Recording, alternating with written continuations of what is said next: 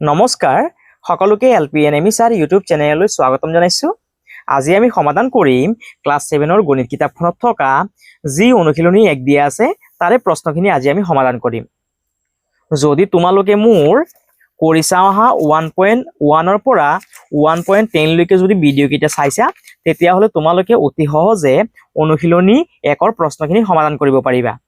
আৰু যদি তোমালোকে যদি সেই কিটা ভিডিও চোৱা নাই তেতিয়া হলে তোমালোকে এই প্ৰশ্নকিটা অলপ অৰ্থাৎ সমাধান কৰোতে অলপ প্ৰবলেম পাব পাৰা। সেইভাবে তোমালোকে যদি সেই ভিডিও কিটা যদি চোৱা নাই অনুগ্ৰহ কৰি তোমালোকে আগতে সেই ভিডিও কিটা এবাৰ ভালদৰে চাই লবা। এতিয়া চোৱা অনুশীলনী একত কি দিয়া আছে প্ৰশ্নখিনি। তলত দিয়া প্ৰশ্নসমূহৰ শুদ্ধ উত্তৰটো লিখা 1 ৰ পৰা 6 লৈকে। 1 ৰ পৰা 6 লৈকে। 1 নম্বৰ প্ৰশ্ন, কোনটো সংখ্যা 50 মিলিয়নৰ সমান? A number 5 lakh, B number 50 lakh, C number 5 কোটি, ডি নম্বৰ 50 কোটি। কি কৈছে চোৱা, কৈছে যে কোনটো সংখ্যা 50 মিলিয়নৰ সমান। আৰু ইয়াত আমি প্ৰথমে 50 মিলিয়নটো লিখি লম। একক, দশক, শতক, হাজাৰ, হাজাৰৰ পিছত আহিব 10,000, তাৰ পিছত আহিব 100,000, তাৰ পিছত আহিব মিলিয়ন, তাৰ পিছত আহিব 10 মিলিয়ন। যেহেতু আমাক ইয়াত 50 মিলিয়ন লিখিব দিছে সেইভাবে আমি ইয়াত 5 লিখিম। চোৱাচোন এতিয়া কিমান হৈছে গৈ, একক, দশক, শতক, হাজাৰ, তাৰ পিছত আহিব 10,000, 100,000, তাৰ পিছত মিলিয়ন, 50 মিলিয়ন। কিমান লিখিলো আমি ইয়াত 50 মিলিয়ন লিখিলো হয়নে। এতিয়া চোৱা আমি ভাৰতীয় পদ্ধতি মতে এই সংখ্যাটো পঢ়িম। একক, দশক, শতক, হাজাৰ, অযুত, লাখ, নিযুত, কোটি। কিমান কোটি পালো আমি? 5 কোটি পালো হয়নে। অৰ্থাৎ 50 মিলিয়ন মানে 50 মিলিয়ন মানে কিমান? 5 কোটি। 5 কোটি। চোৱা 5 কোটিটো ক'ত আছে? ইয়াত লাখ আছে, এইটো নহব। ইয়াত 50 লাখ আছে, এইটো নহবগৈ। সি নাম্বাৰটো হ'বগৈ হয়নে। অৰ্থাৎ 1 নম্বৰৰ সি টো শুদ্ধ। আৰু ইংলিশতো তোমালোকে কি কৰিবা? এই সি নাম্বাৰটো শুদ্ধ দিবা। ইয়াৰ পাছত 2 নম্বৰ প্ৰশ্ন, প্ৰথম ইংলিশত চাই লোৱা।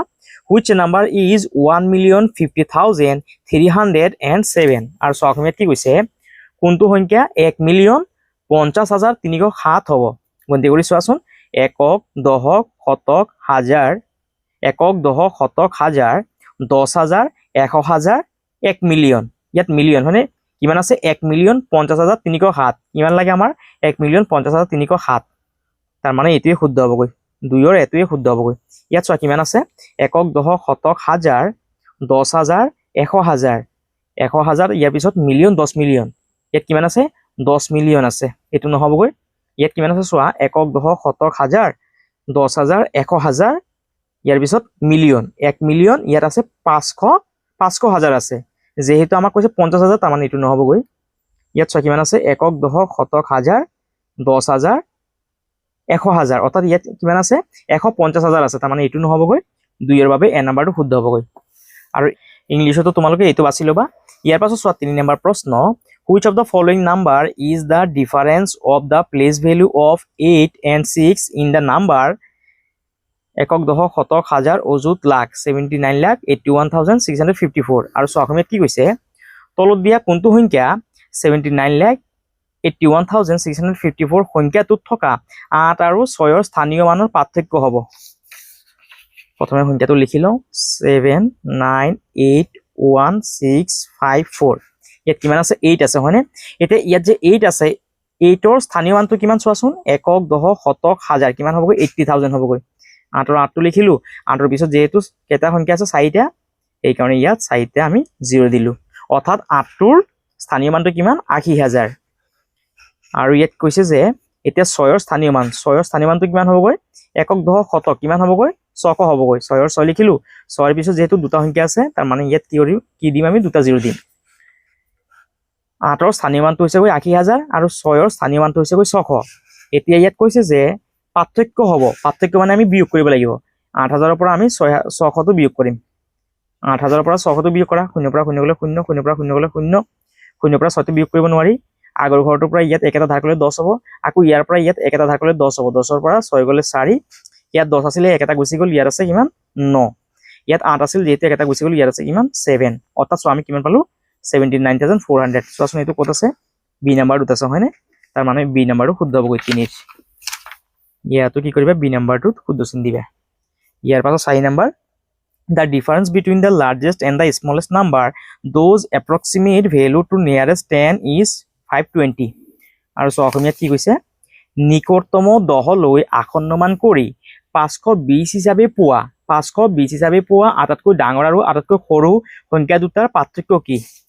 সো আটাইতকৈ ডাঙৰ সংখ্যাটো কিমান পাইছো আমি 520 হয়নে 520 এতিয়া কৈছে যে 10 লৈ আসন্ন মান হয়নে এতিয়া আমি সংখ্যাটো পালো 520 এতিয়া 10 লৈ আসন্ন মান লৈ আটাইতকৈ সৰু সংখ্যাটো কিমান পাম আমি অৰ্থাৎ চোৱা মই ইয়াত লিখিলো 511 ইয়াত লিখিলো 512 513 514 515 516 517 518 519 520 এতিয়া ইয়াত কৈছে যে 10 লৈ আসন্ন মান লৈ পোৱা আটাইতকৈ ডাঙৰ সংখ্যাটো হৈছে 520 আৰু 10 লৈ আসন্ন মান লৈ সবতকৈ সৰু সংখ্যাটো কিমান হ'বগৈ 511 হ'বগৈ এতিয়া এই 520 ৰ পৰা 511 টো বিয়োগ কৰা কিমান হ'বগৈ 520 ৰ পৰা 511 গলে কিমান হ'বগৈ 9 হ'বগৈ অৰ্থাৎ ইয়াৰ আনসাৰটো কিমান হ'বগৈ 9 যেহেতু আমাক পাৰ্থক্যটো উলিয়াব দিছে পাৰ্থক্য মানে কি কৰিব লাগিব আমি ডাঙৰ সংখ্যাটোৰ পৰা সৰু সংখ্যাটো আমি বিয়োগ কৰিব লাগিব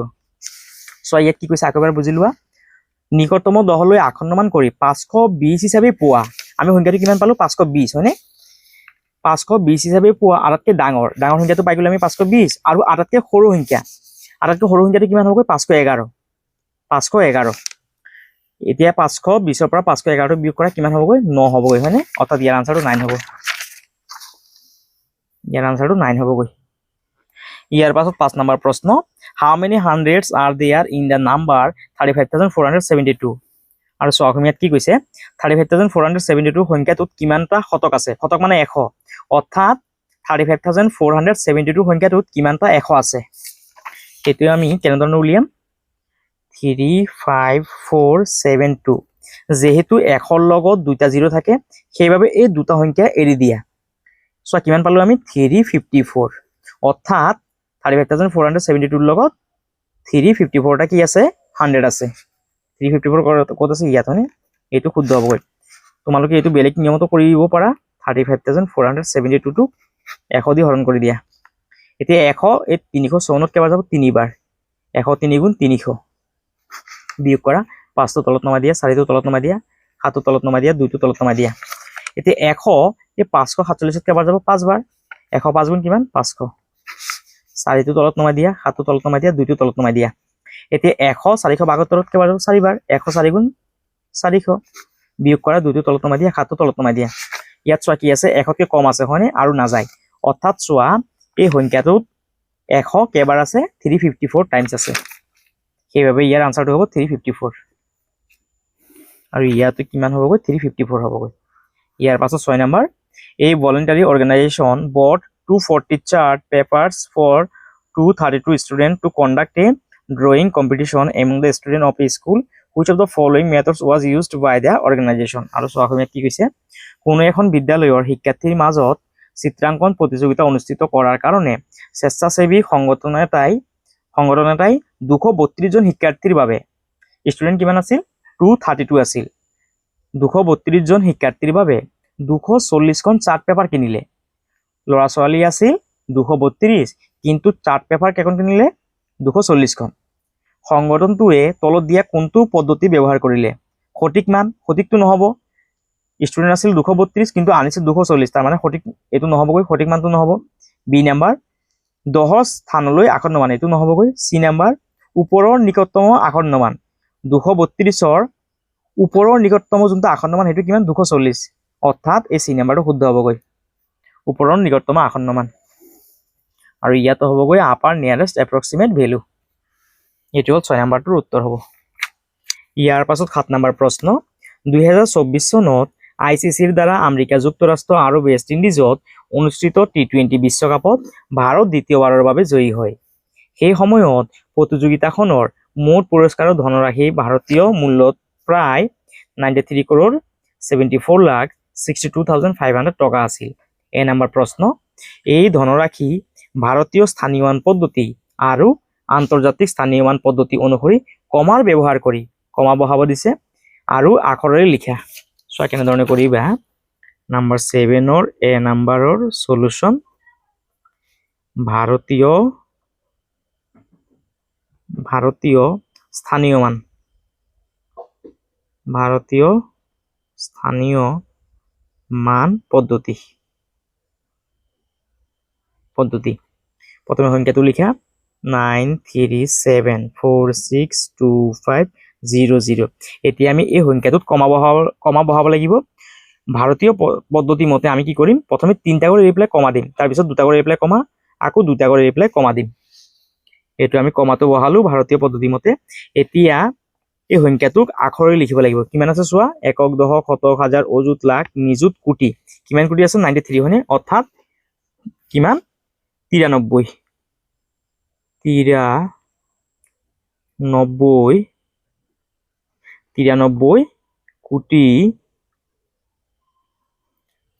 কোটি 74 লাখ 74 লাখ। তাৰপিছত 62,000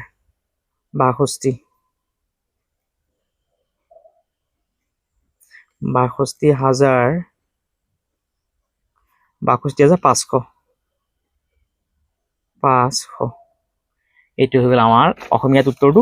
আৰু যদি ইংলিছত লিখা তেতিয়াহ'লে লিখিবা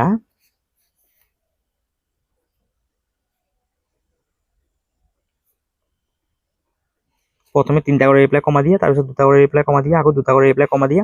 এতিয়া চোৱা ইয়াত কিমান আছে? 93 crore NINTY 93 THREE 93 crore CRORE crore 93 crore 74 lakh 70 ACVENTY 74 FOUR 4 74 lakh LAKH lakh 74 lakh 62 60 SIXTY 62,000 THOUSAND 1000 62,500 FIVE 500 HUNDRED 100। এইটো হৈ গ'ল আমাৰ ভাৰতীয় পদ্ধতি মতে। যদি তোমালোকে উত্তৰটো অসমীয়াত লিখা, ইংলিছত নালাগে, আৰু ইংলিছত লিখিলে অসমীয়াত নালাগে। এতিয়া আমি এই সংখ্যাটো আমি কি কৰিব লাগিব, আন্তৰ্জাতিক স্থানীয় মান পদ্ধতিত প্ৰকাশ কৰিব লাগিব। ইয়াত লিখিম আন্তৰ্জাতিক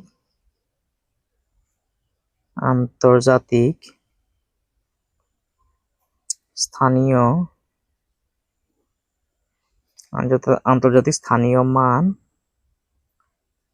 মান পদ্ধতি। প্ৰথমে সংখ্যাটো লিখা 937462500। এতিয়া আমি এই সংখ্যাটোত আন্তৰ্জাতিক স্থানীয় মান পদ্ধতিত কমা বহাম। প্ৰথমে আমি 3টা কৰি এৰি পেলাই কমা দিম, আকৌ আমি 3টা কৰি এৰি পেলাই কমা দিম। এইটো হৈ গ'ল আমাৰ আন্তৰ্জাতিক স্থানীয় মান পদ্ধতি মতে কমা বহোৱা। এতিয়া ইয়াত কিমান আছে? একক, দশক, শতক, হাজাৰ, তাৰপিছত আহিব 10,000 100,000, ইয়াৰ পিছত আহিব মিলিয়ন 10 মিলিয়ন 100 মিলিয়ন। অৰ্থাৎ কিমান মিলিয়ন পালো আমি? 937 হয়নে? অৰ্থাৎ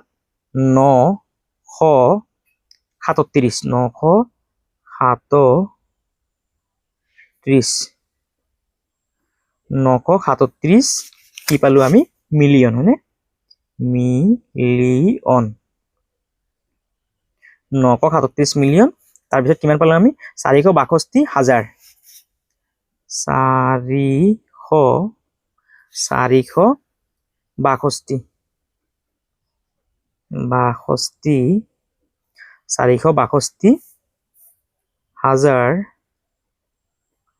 462,000 তাৰপিছত কিমান পালো? 500। এইটো হৈ গ'ল আমাৰ উত্তৰটো অসমীয়াত। আৰু যদি ইংলিছত লিখা তেতিয়াহ'লে লিখিবা 937462500। প্ৰথমে 3টা কৰি এৰি পেলাই কমা দিয়া, আকৌ 3টা কৰি এৰি পেলাই কমা দিয়া। এতিয়া আমি ইয়াত কিমান পালো?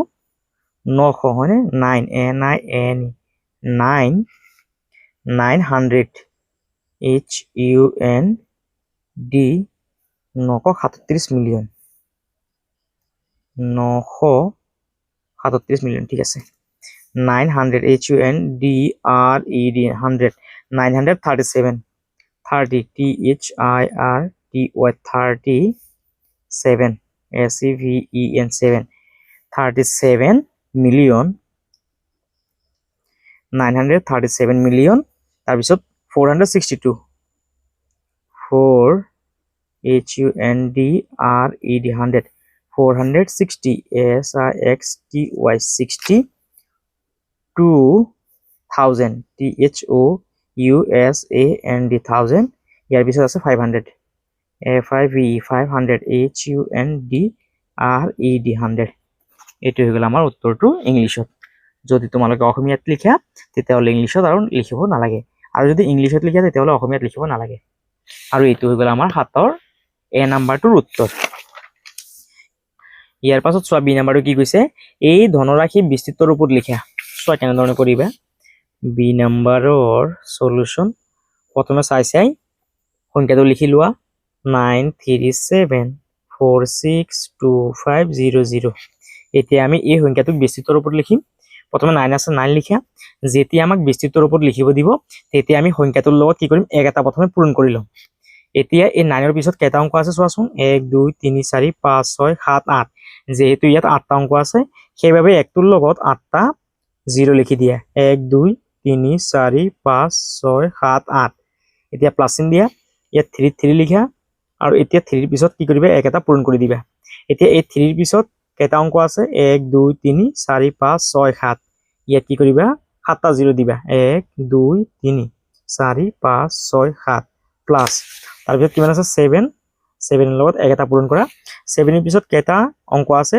3 6 সেইবাবে ইয়াৰ লগত কি কৰিবা 6টা 0 দিবা 3 4 5 6 প্লাস তাৰ পিছত কিমান আছে 4 আছে 4 পূৰণ এক এটা পূৰণ কৰিবা এতিয়া 4 ৰ পিছত কেইটা আছে অংক 5টা সেইকাৰণে ইয়াত 5টা 0 দিয়া 1 2 3 4 5 প্লাস তাৰ পিছত কিমান আছে 6 পূৰণ 1 6 ৰ পিছত কেইটা অংক আছে 4টা সেইবাবে ইয়াত কি কৰা 4টা 0 দিয়া প্লাস তাৰ পিছত কিমান আছে 2 2 লিখি পেলাই ইয়াত লগত কি কৰা এক এটা পূৰণ কৰি দিয়া 2 লিখি ইয়াৰ লগত এক এটা পূৰণ কৰিবা এতিয়া 2 ৰ পিছত কেইটা অংক আছে 3টা সেইবাবে ইয়াত 3টা 0 দিয়া প্লাস তাৰ পিছত 5 ৰ 5 লিখা 5 ৰ লগত এক এটা পূৰণ কৰা 5 ৰ পিছত যেহেতু দুটা অংক আছে সেইবাবে ইয়াত কি কৰা দুটা 0 দিয়া প্লাস তাৰ পিছত কিমান আছে 0 আছে 0 লিখা 0 পূৰণ 1 0 ৰ পিছত যেহেতু এটা অংক আছে সেইবাবে একটোৰ লগত এটা 0 দিয়া প্লাস 0 0 লিখা পূৰণ ইয়াত কি কৰা এক এটা পূৰণ কৰি দিয়া এইটো হৈ গ'ল আমাৰ বিস্তৃত ৰূপটো তোমালোকে ইয়াৰ পৰা চাই বি নাম্বাৰটো লিখি ল'বা ইয়াৰ পাছত সি নাম্বাৰ প্ৰশ্ন এই ধনৰাশিৰ হাজাৰ লাখ কোটি স্থানলৈ নিকটতম আসন্ন মান নিৰ্ণয় কৰা চোৱা কেনেধৰণে কৰিবা সি নাম্বাৰৰ সলিউশন প্ৰথমে চাই প্ৰশ্নটো লিখা 937462500 এতিয়া ইয়াত লিখিবা যে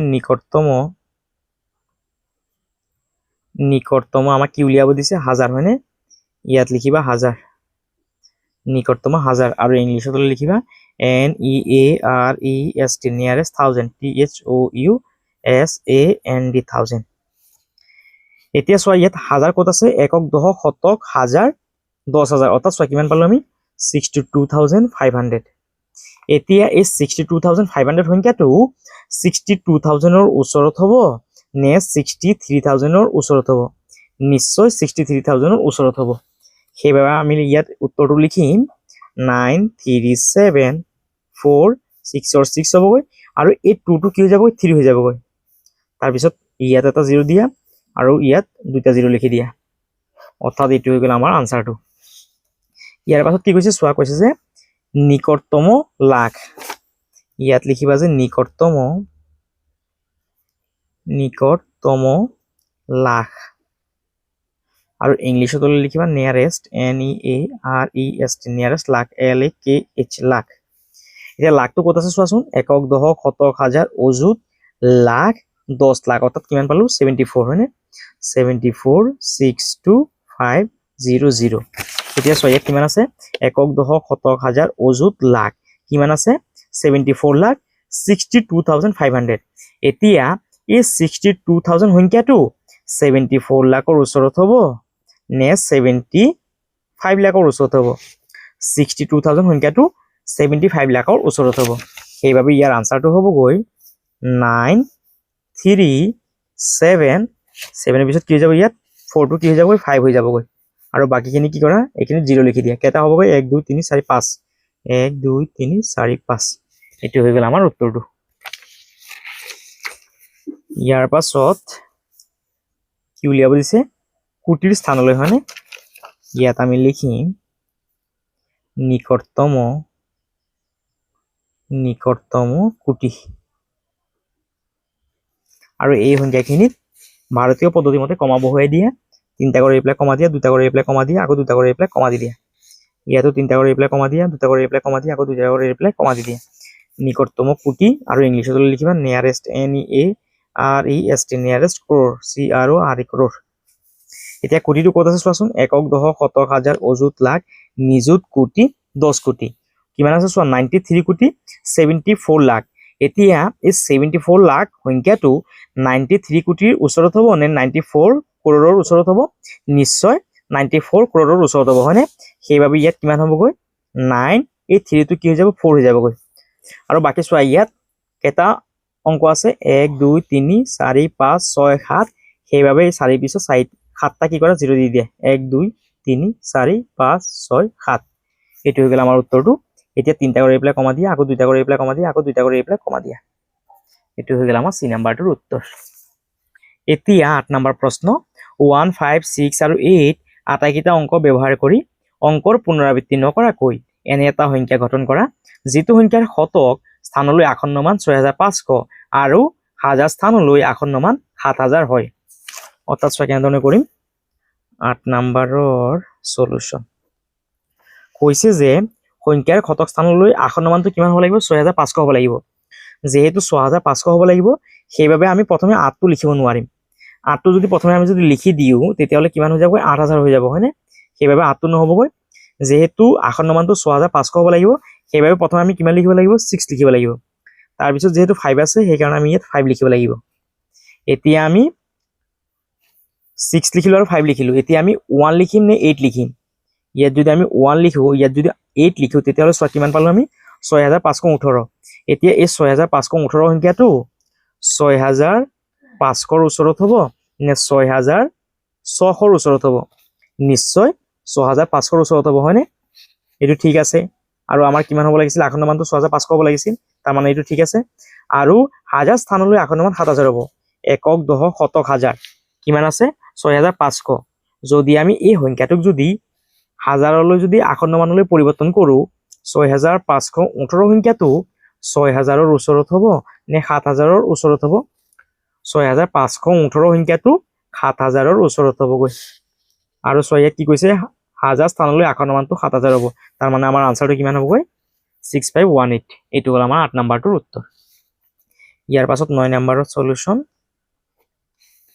ইয়াৰ পাছত 9 নম্বৰ প্ৰশ্ন 2 3 5 7 8 আৰু 9 আটাইকেইটা অংক ব্যৱহাৰ কৰি অংকৰ পুনৰাবৃত্তি নকৰাকৈ এনে এটা সংখ্যা গঠন কৰা যেটো সংখ্যাৰ হাজাৰলৈ আসন্নমান 89000 একক দশক শতক হাজাৰ অযুত লাখ 8,95,000 আৰু 10000 লৈ আসন্নমান 9 লাখ হ'ব অৰ্থাৎ চোৱা হাজাৰলৈ আসন্নমানটো কিমান হ'ব লাগিব 8,95,000 হ'ব লাগিব প্ৰথমে 9 টো আমি লিখিব নোৱাৰিম কাৰণ এটো 9 লাখ হৈ যাব হয়নে প্ৰথমে আমাৰ কিমান থাকিব লাগিব 8 থাকিব লাগিব তাৰ পিছত কিমান থাকিব লাগিব 9 থাকিব লাগিব তাৰ পিছত 5 থাকিব লাগিব এতিয়া আমি 9 টো লিখিলো 8 লিখিলো 9 লিখিলো আৰু 5 লিখিলো বাকি আছে 7 3 2 7 3 আৰু 2 টো বাকি আছে এতিয়া কৈছে যে ইয়াত যোনটো সংখ্যা লিখিম হেতু 8,95,000 ৰ ওচৰত হ'ব লাগিব এতিয়া আমি যদি ইয়াত 2 লিখো 2 লিখিলো তাৰ পিছত 3 লিখিলো তাৰ পিছত আমি 7 লিখিলো এতিয়া ইয়াত কিমান পালো একক দশক শতক হাজাৰ অযুত লাখ 8,95,237 এতিয়া এই 8,95,237 সংখ্যাটো 8,95,000 ৰ ওচৰত হ'ব নে 96,000 ৰ ওচৰত হ'ব 237 সংখ্যাটো 95,000 ৰ ওচৰত হ'ব তাৰ মানে এটো আমাৰ হৈ গল আনসাৰটো নহলে তোমালোকে বেলেগো লিখিব পাৰা আনসাৰটো তোমালোকে লিখিব পাৰিবা 895 তোমালোকে ইয়াত 3 ও লিখিব পাৰা 372 লিখিব পাৰা এতিয়া চোৱা 8,95,372 সংখ্যাটোৰ 95,000 হ'ব লাগিব হয়নে আমাৰ আসন্নমানটো কিমান হ'ব লাগিব 8,95,000 হ'ব লাগিব এটোৰ ওচৰে পাজৰৰ সংখ্যা কিটা হ'ব লাগিব এতিয়া চোৱা এই 95,372 সংখ্যাটো 95,000 ৰ ওচৰত হ'বগৈ অৰ্থাৎ এইটো আমাৰ আনসাৰ হ'বগৈ ইয়াত দুটা লিখা দিছো, তোমালোকে ইয়াৰ পৰা যিকোনো এটা লিখিলেও তোমালোকৰ আনসাৰটো শুদ্ধ হ'ব। ইয়াৰ পাছত 10 নম্বৰ, তলৰ কোনকেইটা উক্তি সত্য বা অসত্য? উক্তি ক, একক দশক শতক হাজাৰ অযুত লাখ 2,30,147 ভাৰতীয় স্থানীয় মান পদ্ধতিত বিস্তাৰিত ৰূপটো। ইয়াত টু লিখিছে, টুৰ লগত এক এটা পূৰণ কৰিছে। 2ৰ পিছত যেহেতু চোৱা ইয়াত 5টা অংক আছে, সেইবাবে চোৱা ইয়াত 5টা 0 লিখিছে। প্লাছ 3 লগত এক এটা পূৰণ কৰিছে। 3ৰ পিছত যেহেতু 4টা অংক আছে, সেইবাবে ইয়াত 4টা 0 লিখা আছে। 0 লিখিছে, 0ৰ লগত এক এটা পূৰণ কৰিছে। 0ৰ পিছত যেহেতু 3টা অংক আছে, সেইবাবে চোৱা ইয়াত 3টা 0 লিখা আছে। 1ৰ 1টো লিখা আছে, 1 পূৰণ 1। 1ৰ পিছত যেহেতু 2টা অংক আছে, সেইবাবে ইয়াত 2টা 0 লিখিছে। ইয়াত 4 লিখিছে, 4ৰ লগত এক এটা পূৰণ কৰিছে। 4ৰ পিছত যেহেতু ইয়াত এটা অংক আছে, সেইবাবে ইয়াত এটা 0 লিখিছে। ইয়াত 7ৰ 7 লিখিছে আৰু 7ৰ লগত এক এটা কি কৰিছে, পূৰণ কৰিছে। তাৰ মানে আমি দেখিবলৈ পাইছো যে এ নাম্বাৰটো শুদ্ধ। যুক্তি খ, ভাৰতীয় স্থানীয় মান পদ্ধতিত কোনো এটা সংখ্যা বিস্তাৰিত ৰূপত লিখিবলৈ হলে 1, 10, 100, 1000 ইত্যাদিৰ লগত পূৰণ কৰিবলগীয়া অংকবোৰ 0ৰ পৰা 9 লৈকে হ'ব লাগিব। চ' আমি ইয়াত কি কৰিছো, 1, 10, 100, 1000, 10,000, 1 লাখ, হয়নে? এই সংখ্যাখিনি কি কৰিছো, আমি পূৰণ কৰিছো। তাৰ মানে যুক্তি খটো কি হ'বগৈ, শুদ্ধ। অৰ্থাৎ ক নাম্বাৰটো শুদ্ধ, খ নাম্বাৰটো শুদ্ধ। উক্তি ক আৰু যুক্তি খ দুয়োটাই শুদ্ধ। যুক্তি খ উক্তি কৰ প্ৰকৃত ব্যাখ্যা। 10ৰ এ নাম্বাৰটো শুদ্ধ হ'বগৈ। ইয়াৰ পাছত 11 নম্বৰ প্ৰশ্ন, পিৰ পৰা এছ লৈ উক্তিত থকা সংখ্যাবিলাকৰ চানিকিসমূহ মন কৰা। শুদ্ধ বিকল্পটো বিচাৰি উলিওৱা, য'ত প্ৰতিটো উক্তিৰ চানিকিসমূহত থকা সংখ্যাবিলাকৰ বৰ্ধিত ক্ৰম ঊৰ্ধ্বক্ৰমত আছে। ঊৰ্ধ্বক্ৰম মানে সৰুৰ পৰা ডাঙৰ। এতিয়া পিছফালৰ পৰা চাই আহা, ইয়াত চোৱা কি হৈছেগৈ, ইয়াত আছে 9135, 9135, 9135, 9135। ইয়াত চোৱা 2 নম্বৰ ঘৰটোত কি হৈছেগৈ, পিছফালৰ পৰা 1, 2, 2 নম্বৰ ঘৰটোত ইয়াত আছে 6, ইয়াত আছে 7, ইয়াত 8, ইয়াত 9। অৰ্থাৎ ইয়াত 2 নম্বৰ ঘৰটোত চেঞ্জ হৈছে। ইয়াত চোৱা আৰটোত চোৱা 73, ইয়াত আছে 74। অৰ্থাৎ ইয়াত 1, 2, 3, 4, 5 নম্বৰ ঘৰটোত চেঞ্জ হৈছে। কিউটো চোৱাচোন 143, 143, 143, 143। তাৰপিছত ইয়াত 6, ইয়াত আছে 6, ইয়াত আছে 7। অৰ্থাৎ 3 নম্বৰ ঘৰটোত চেঞ্জ হৈছে। ইয়াত 3 নম্বৰ ঘৰটোত চেঞ্জ হৈছে। ইয়াত চোৱাচোন 236, 237। ইয়াত 6 আছিল, ইয়াত আছে 7। অৰ্থাৎ 4 নম্বৰ ঘৰটোত চেঞ্জ হৈছে। 1, 2, 3, 4। ইয়াত আমি দেখিবলৈ পাইছো 2 নম্বৰটোত চেঞ্জ হৈছে। ইয়াত 3 নম্বৰ, ইয়াত 4 নম্বৰ আৰু ইয়াত হৈছে 5 নম্বৰ। অৰ্থাৎ চোৱা প্ৰথমে আমি কি পালো, এছ পালো, হয়নে? এছ। ইয়াত 2 নম্বৰটো, তাৰপিছত 3 নম্বৰটোত পালো কিউ, তাৰপিছত 4 নম্বৰটোত পালো পি আৰু 5 নম্বৰটোত পালো আৰ। এতিয়া চোৱা এইটো ক'ত আছে, S Q P R, S Q P R. তাৰ মানে চি নম্বৰটো কি হ'বগৈ, শুদ্ধ হ'বগৈ। ইয়াত তোমালোকে চি নম্বৰটো বাছি ল'বা। আৰু 10 নম্বৰটোৰ কাৰণে ইয়াৰ এ নম্বৰটো শুদ্ধ হ'বগৈ। ইয়াৰ পাছত 12 নম্বৰ, উক্তি ক, একক দশক শতক হাজাৰ অযুত লাখ 8,65,492 সৰ্বোচ্চ স্থানৰ নিকটতম আসন্ন মান। 8,65,000 সৰ্বোচ্চ স্থানৰ নিকটতম আসন্ন মানটো কিমান হ'বগৈ, 9 লাখ হ'বগৈ, হয়নে? অৰ্থাৎ ক নম্বৰটো শুদ্ধ। যুক্তি খ, যিকোনো সংখ্যাৰ আসন্ন মান উলিয়াবলৈ দিয়া স্থানৰ সোঁফালৰ পৰৱৰ্তী অংকটো 5 বা 5তকৈ বেছি হ'লে, যদি পৰৱৰ্তী সংখ্যাটো যদি 5 বা 5তকৈ বেছি হয়, তেতিয়াহ'লে মূল অংক 1 বহাই সোঁফালৰ অংকটোৰ মান 0 কৰা হয়। এইটো শুদ্ধ। যুক্তি খটো শুদ্ধ। ক আৰু খ দুটাই শুদ্ধ। এ নম্বৰ উক্তি ক আৰু যুক্তি খ দুটাই শুদ্ধ। এইটোত কি হ'বগৈ, 12ৰ এ নম্বৰটো শুদ্ধ হ'বগৈ। যুক্তি খ উক্তি কৰ প্ৰকৃত ব্যাখ্যা। 12ৰ এ নম্বৰটো শুদ্ধ। ইয়াৰ পৰা চাইছে তোমালোকে উত্তৰখিনি বাছি উলিয়াই ল'বা আৰু ইংলিছতো তোমালোকে এ নম্বৰটোত শুদ্ধ চিন দিবা। আৰু এইখিনি আছিলে আমাৰ অনুশীলনীৰ প্ৰশ্নৰ উত্তৰখিনি। তোমালোকে ইয়াৰ পৰা চাইছে ধুনীয়াকৈ লিখি ল'বা। আৰু যদি তোমালোকৰ যদি ভিডিঅ'টো যদি ভাল লাগিছে, তেতিয়াহ'লে তোমালোকে চেনেলটো ছাবস্ক্ৰাইব কৰিবা, ভিডিঅ'টো শ্বেয়াৰ কৰিবা আৰু কমেণ্ট কৰিবলৈ নাপাহৰিবা। সকলোকে ধন্যবাদ।